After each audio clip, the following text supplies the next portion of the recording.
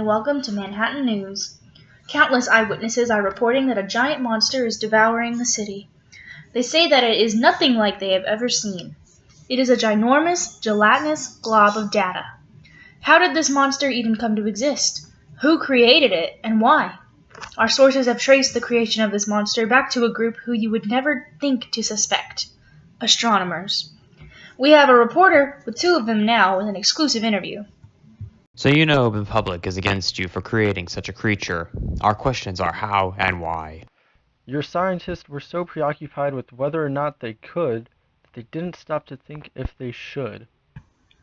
It started so long ago when it would take months or years to record the data for a single survey.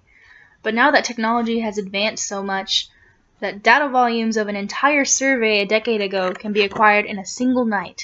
That sounds impossible. What kind of technology do you mean? Well, over time, we have developed bigger and better telescopes.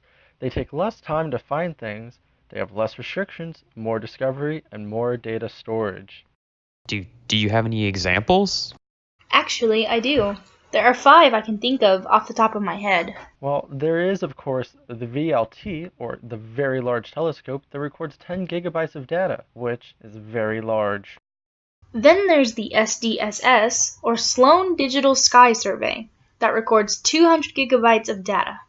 The VISTA, or Visible and Infrared Telescope for Astronomy, that records 315 gigabytes of data.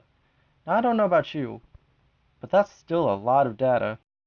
Then we get even bigger and have the LSST, or Large Synoptic Survey Telescope, that records 30 terabytes of data. Now things are really starting to get big, and we come to the TMT. Not the TMNT, but the TMT, or 30-meter telescope, that records 90 terabytes of data. Well, that doesn't seem like much in a year time. Well, it wouldn't if it was a year, but these telescopes collect that much data per night. That is insane. How did you plan on analyzing all of this data? You had to have known that it was a crazy amount. Well, yes, this is a very crazy amount of data, but along with these bigger and better telescopes, we've also been developing algorithms to process all this data that was collected. It basically sorts the good, the bad, as it finds it. Okay, so now that everything is fast and efficient, how did you manage to do this in the past? Well, the process in the past was that after the data was collected, it was archived. Then if we needed the data, or wanted to analyze it, it then had to be downloaded. Then to download it, we had to have a special software to assess the data for quality. After all that, we could finally research it. Unlike today, where it's all just sorted for us into the different categories as we find it. So you have thought out a way to sort it and combat it.